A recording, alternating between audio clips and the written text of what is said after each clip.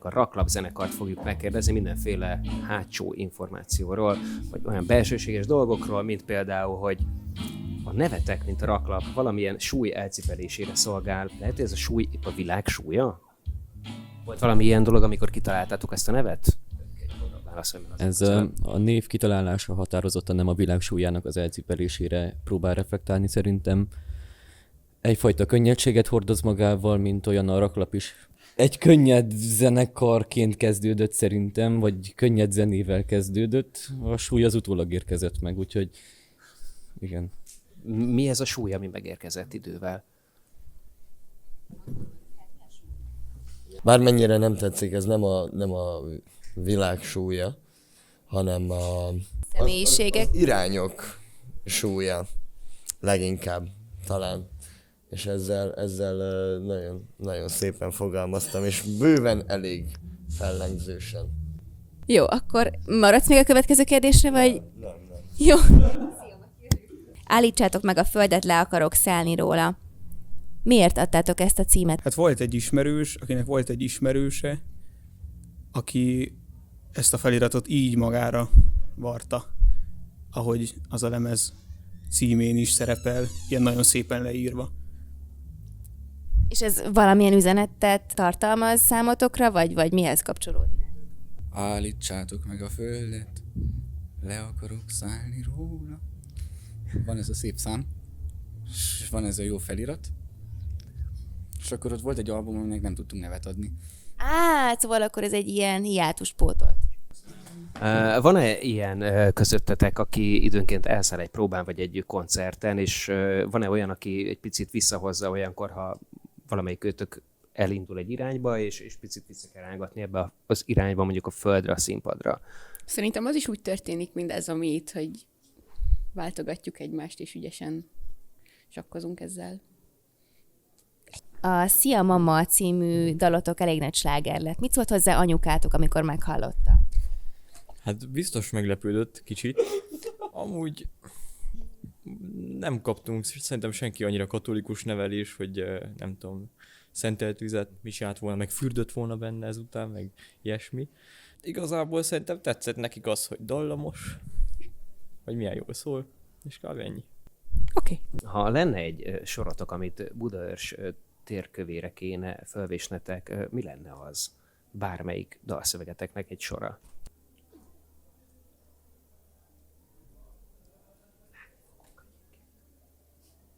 Én talán azt mondanám, hogy a Kastély című számunkból körülbelül bármelyik sort szívesen felvésném Budaörs térkövének vagy a köveire. Hogyha a világ működését egy verszakkal le lehetne írni, akkor melyik verszak lenne az, és melyik dalból? Verset lehet mondani? Nem tudom. Esetleg. Mármint, hogy egy költőnek a versét? Igen, most a ti verszak, tehát mi tizenétek. Ó, de kár. De mondhatsz nekem verset is. Mondj nekem verset. Nem, az már elmúlt. Ó, de kár. Játszottad.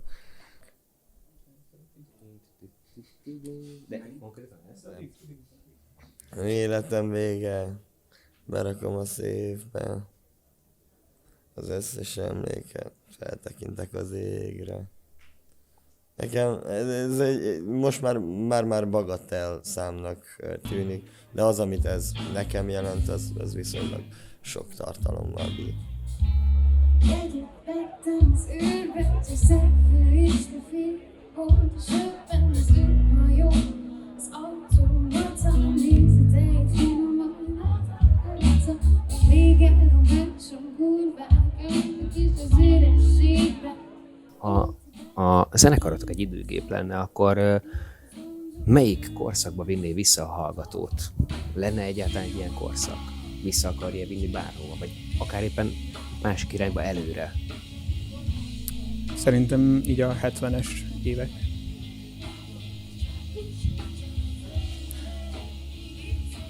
És földrajzilag?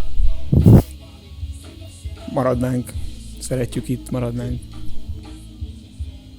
Úgy határozzátok meg a műfajotokat, és most nagyon remélem, hogy jól összeszedtem, hogy neopszichedelikus, alternatív, progresszív, székely, post-punk. Valid? Ez így, ahogy megfogalmaztam?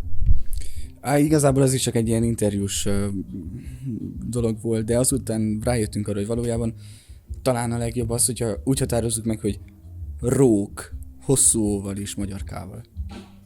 Ami mit jelent? Ezt. De mi az ez? Hogy De mi az a rók? Amit művelni próbálunk. Aha. Kiégtem. De hogyha... Ja, ez egy többes, tehát a K a végén, ez egy többes szám. A rók. Ezzel nincs egyetértés a zenekarban. Nem, itt ebben nincs. Akkor mondd. A válaszban, vagy a válaszban, vagy a szóban? Ezt is bízunk a fantáziát. Hát nem, így ugye vannak az individualisták, meg a kevésbé individualisták. És ez a vita megy. Hogy egy dolog, akár róka, vagy ezek a rók.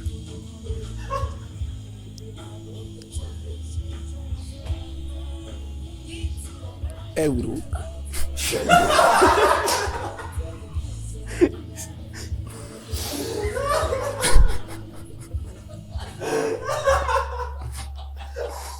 Még van kérdés? Igen, van még nálam egy. Hol látjátok a zenekar 10 év múlva? Egy nagy színpadon, vagy egy villanypóznán, ahol éppen próbáltok behangolni egy előadásra? Igen. A hangolás közben, vagy koncertet adva éppen? Hát így felváltva a kettőt. Legyen meg a balansz.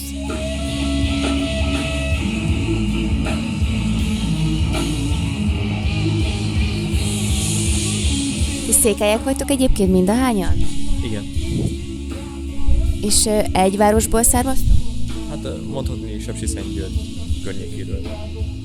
És miért jöttetek el Budapestre? Hát főleg most Budaörsre. Budaörsre pláne. Hát igazából... Hát kicsi a város, és akkor vágytak nagyvárosra páran. De nem mindenki. Ez is az individualisták és a kevésbé individualisták harca volt, nem? Igen, én maradtam. Hol? Székelyföldön. De most itt vagy Budaörsön. Most igen, de nem. Jó. Ez az interjú egy csodálatosan fémjelzi szerintem ennek a zenekarnak a működését. Ez a káosz, de kedves káosz. De közben megvalósult az is, amit én szerettem volna, hogy mindenki itt üljön ezen a kanapén. És most egymás tényleg ölében. mindenki itt ül ezen a kanapén. De nem fekszik senki még. Akkor én. Jó, köszönjük szépen. És hát így lesz teljes ez az adás. Nagyon szépen köszönjük a zenekarnak, Zsófi kolléganőmnek, és én pedig Szomorányi Bence voltam. Raklap zenekar. Köszönjük szépen! Sziasztok! Most kezdtünk bele. Hát akkor most jöttek azokat, amik nem voltak megírva, hanem csak magunktól jön. Maga a baráti társaság, mert gondolom, hogy azon alapszik az egész. Hány évvel ezelőtt alakult, mióta találtatok egymásra úgy, hogy rájöttetek, hogy szeretnétek együtt is zenélni? Hamarabb ismerjük egymást, mint hogy hangszert fogtunk volna a kezünkbe. Óvodátársak voltunk Tasival. De jó. Tamással körülbelül nem tudom, 7 éves korunkban gyúrtuk az agyagot egy helyen, ugyanúgy Somával is, csak Soma akkor 5 éves Soma volt. ingyen. Soma ingyen, ja.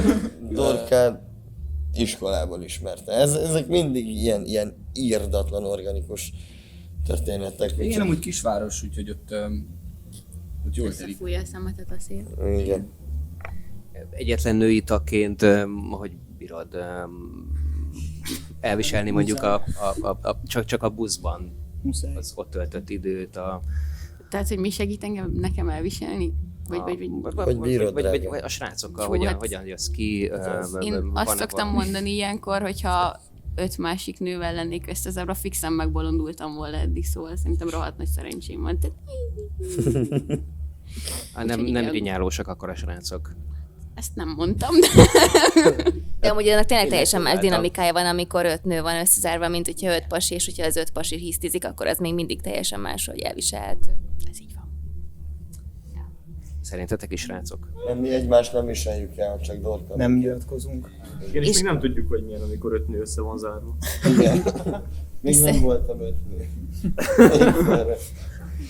Egyszer lehetne egy ilyen reverse turnét csinálni, amikor Dorka helyett egy srác van, helyettetek pedig mindenki helyett egy csaj. Itt találtunk egy nagyon jó dolgot igazából, hogy meg szeretnénk valósítani egy olyan zenekart, ami ugyanúgy raklapként van elnevezve is, raklapszámokat játszanak, csak ők mennének azokra a helyszínekre, ahova mi nem szeretnénk menni. Tehát egy alternatív Egy ilyen raklap tribute band, de ugyanúgy raklapként eladva. Raklapné. Két opció van. Vagy azokkal az emberekkel, akiket nagyon nem szeretünk, vagy azokkal, akiket szeretünk. Csak azzal az a baj, hogy nekik nem fog jól tenni.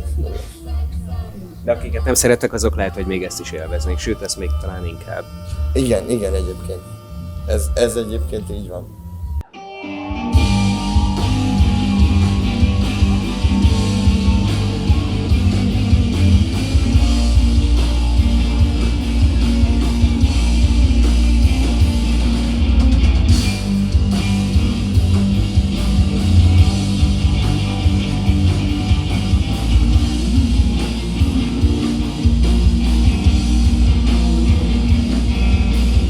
Amúgy annyi lenne a kérdésem, hogy meghatározzátok, hogy mit vesztek fel előre, vagy mindenki hozza a saját stílusát, és úgy mentek fel a színpadra, ahogy jól esik. Volt már olyan, hogy meghatároztuk, de ritka. Mostanában azért mindenki a saját stílusát hozza. Tehát én nem tudom, így voltam biciklizni kb. Tegnap a Börzsönybe, és így jöttem. Szóval. De amúgy az is vagány volt, amikor így volt ilyen elképzelés. ASMR lesz. Most következik. Fishing on Orphin.